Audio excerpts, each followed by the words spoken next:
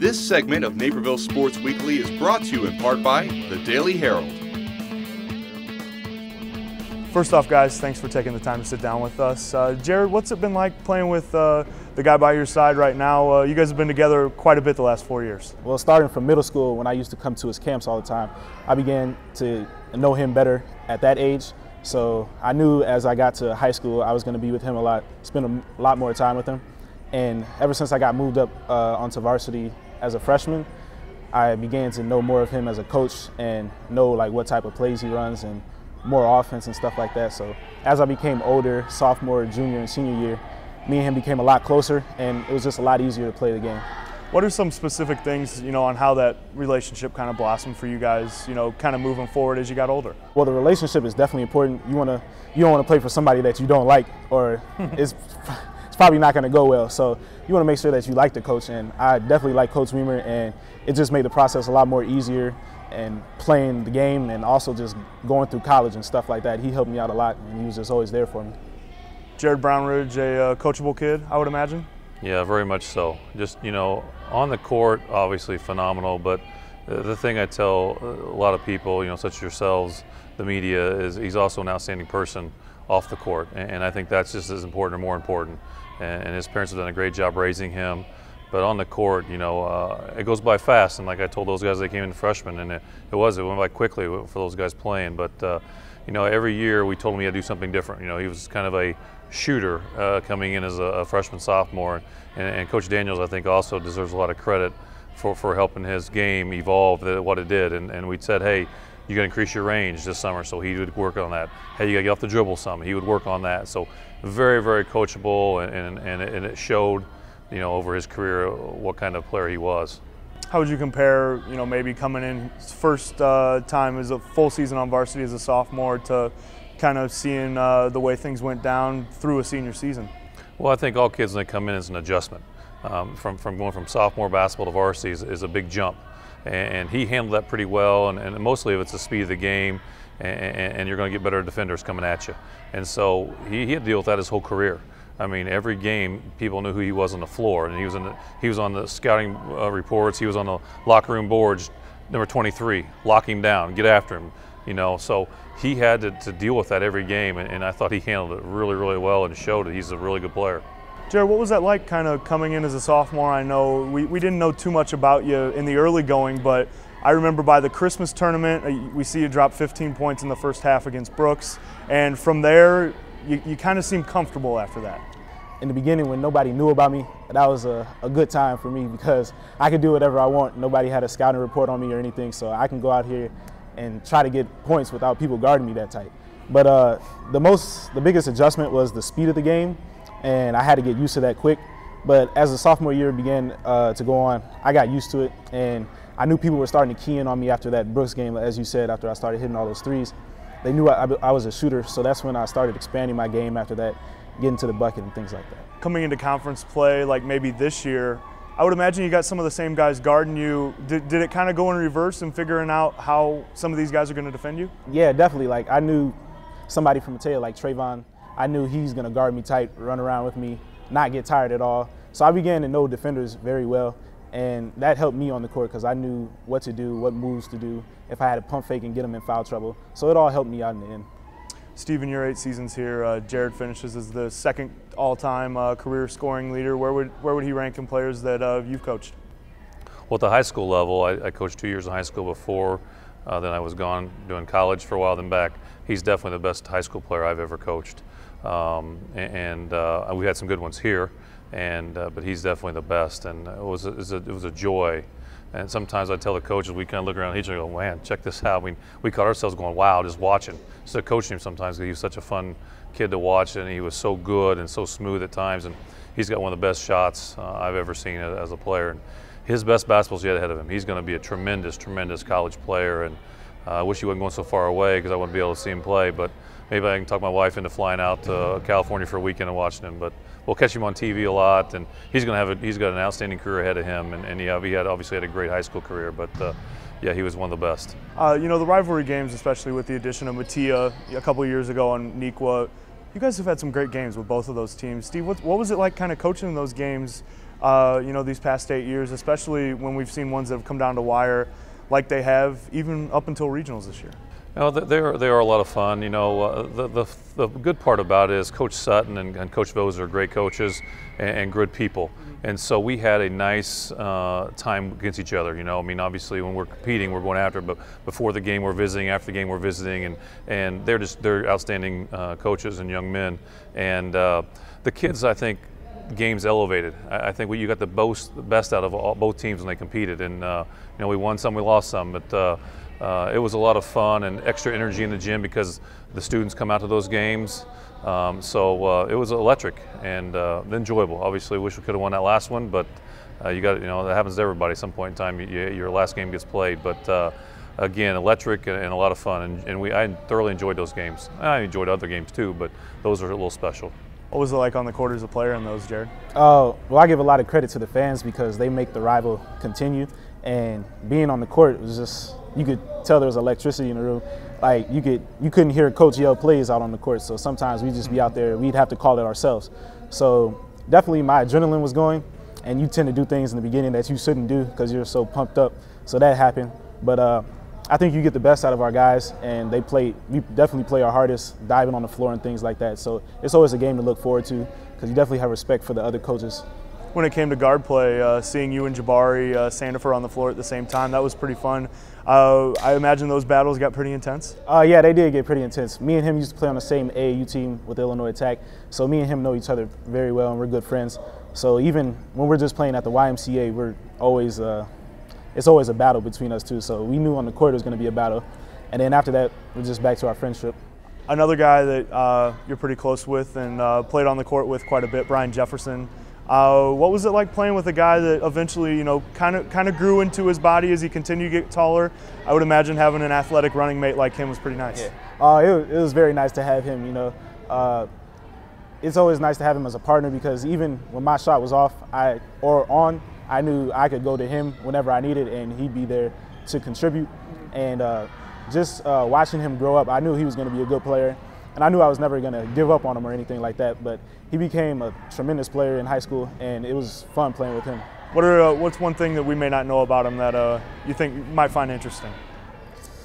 He can do a lot of trick dunks. Really? Okay. Yes. He might have not. He's just showed you guys the regular dunks in the games and like that, but he can do a lot more trick dunks than you think he can. Steve, what was it like kind of seeing Brian and Jared get more and more comfortable together on the court? And seeing some of the things they did this year was for lack of a better word, awesome. Yeah, awesome, remarkable, enjoyable. All those come to mind. And Brian really evolved from his sophomore year to his senior year.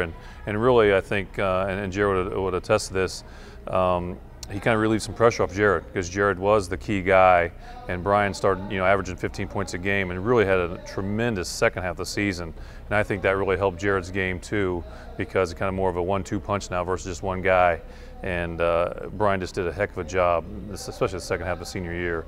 And big guys develop later, and so Brian's, like I said, with Jared, his best basketball still ahead of him, and he's going to have some opportunities to play in college as well. But a lot of fun, like we said earlier, remarkable, enjoyable, awesome. I would imagine pretty good as a coach too to have two guys that can create their own shot. Yes, that always helps because you know what, players make plays. That's all of us coaches, we can all coach and say what we want to, but the bottom line, if you watch the NCAA tournament right now going on, players make plays, and those guys could do it. Jared, the thing that sticks out to me about your guys' season, kind of up and down this past season, the first couple weeks. Right before the Christmas tournament, you guys go to Lake Park. You kind of come out a little bit flat. They're staying close. Coach challenges you right before the fourth quarter. I hear him yell, come on, you're a Division I player. You score 16 points in the fourth quarter, and you guys really went on a run after that. Was that kind of a turning point for this season? Yeah, that was a turning point. We knew coming into that Lake Park game, we had to come out there with toughness, and we had to come out there with a win because it would brighten our team up.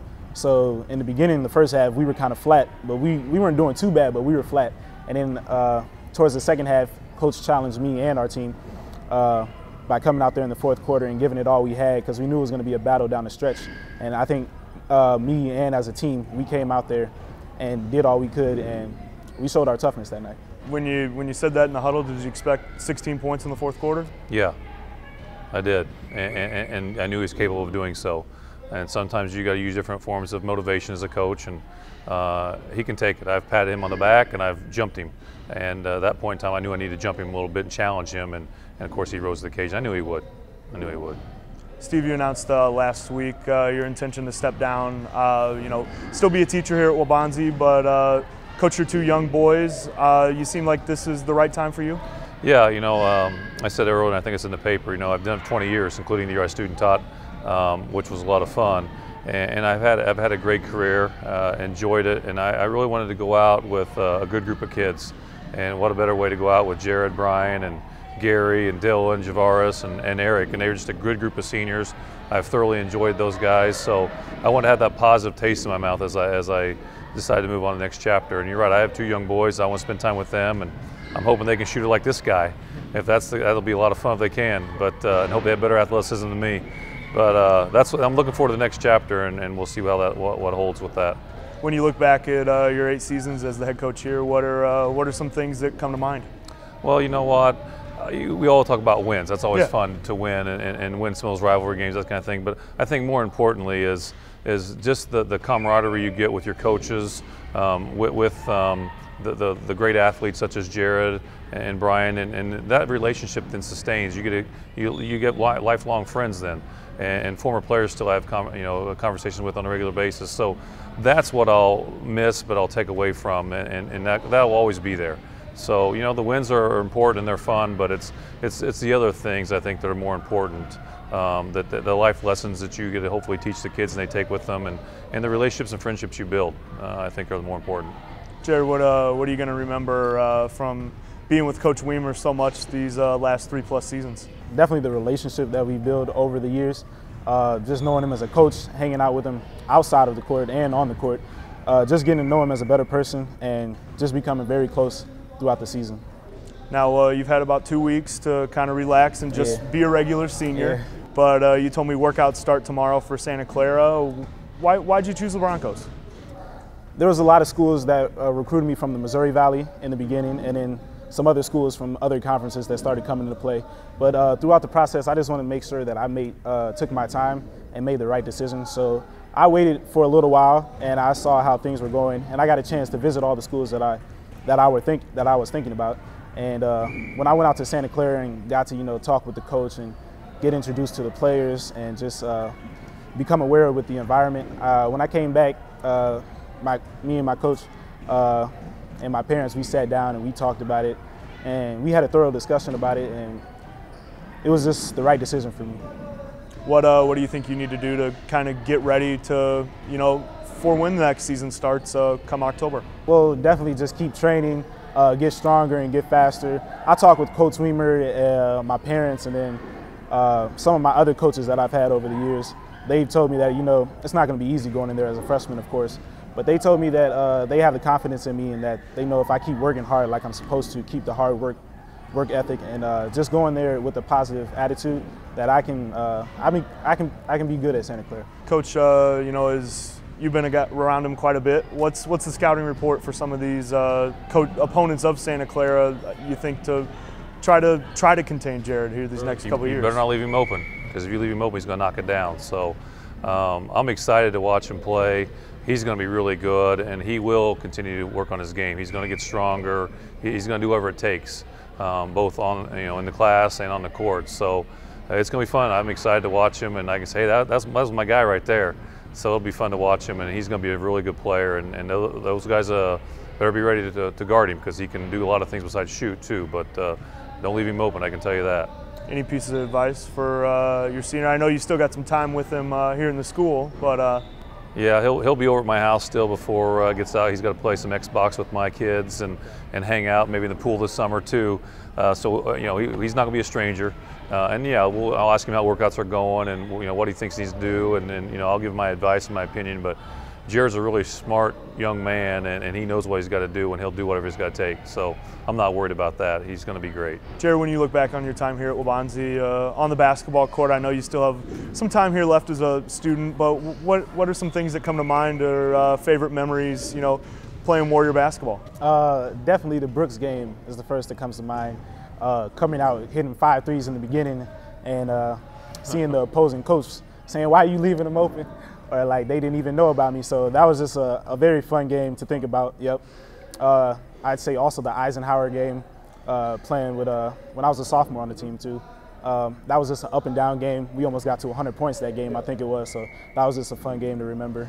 And also just winning this first game in the regional tournament, beating Matea, and just winning that first game, it was all memorable. Yeah, I believe Coach's words after that one were, that's the reason you don't have hair.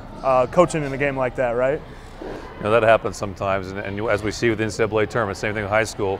Sometimes that first game is you just got to win the first one, and then win and move on. And we struggle a little bit, as they struggle with East Aurora, if you remember the night before. So and Nequa struggled with Oswego East.